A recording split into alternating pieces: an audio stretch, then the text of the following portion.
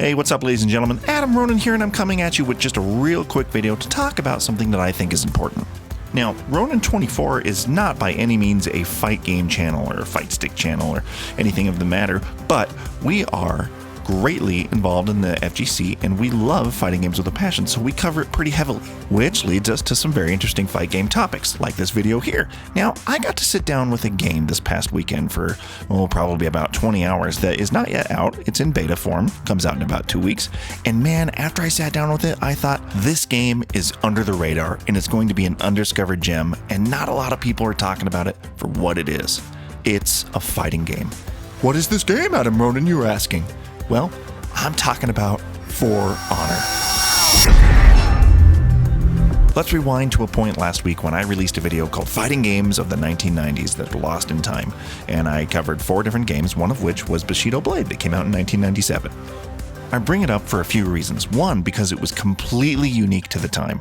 In a sea of Mortal Kombats and Street Fighters and Battle Arena Toshin-Dens and Tekkens, Bushido Blade was unique in the sense it didn't have a life meter, and it hinged on weapon-based combat in a free-roaming arena. Now, fighting games are no stranger to weapon-based combat, of course.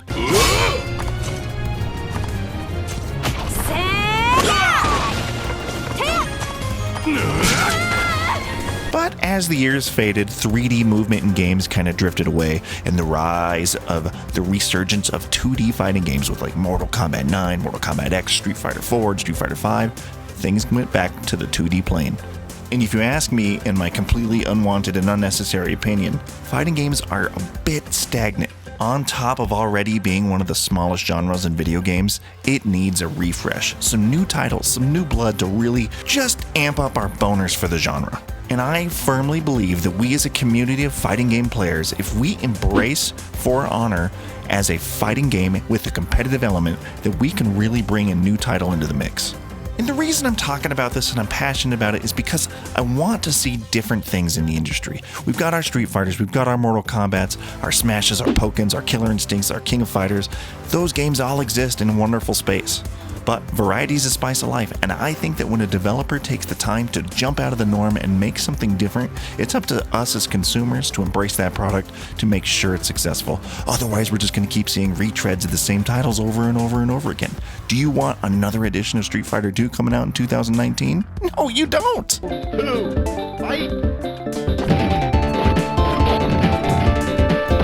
Now let's break down a couple reasons why I think For Honor is the next big thing in esports in the competitive fighting scene, if we can embrace it and make it happen. Now first, I want to stop you in your tracks before you tell me that For Honor is not a fighting game. It's the same old logic that people use for Smash Brothers.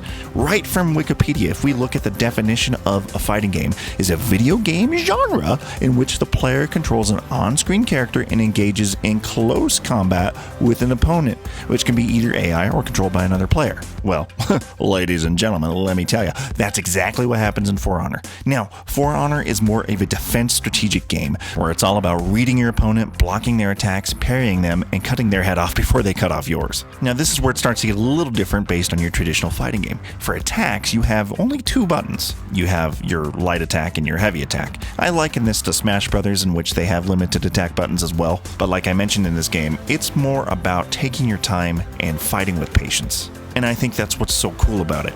We already have our frantic 1v1 games where it's all about the quickness of your combos, the speed of what you can get your attacks out at. This is more methodical.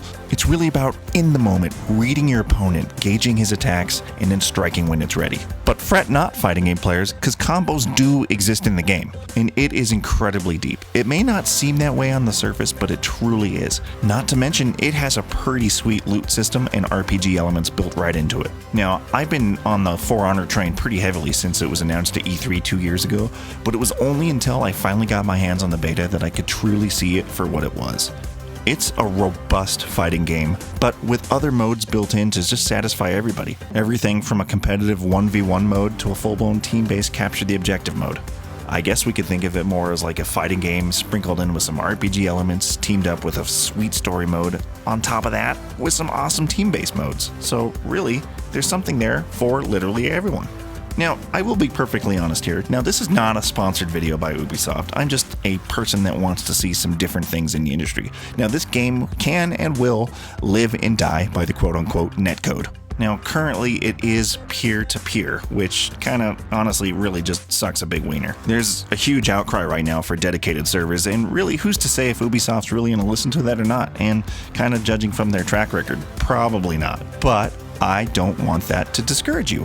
I think that you should try it, and I purely encourage this because not just fighting games, but video games as a whole need different titles. And guys, this one is totally different, totally unique, and I am totally in love with it. Anyways, guys, give it a try. Before you give Street Fighter V another $60, give this one a shot, because smaller, more unknown games like this deserve the attention. Otherwise, we're never going to get anything different.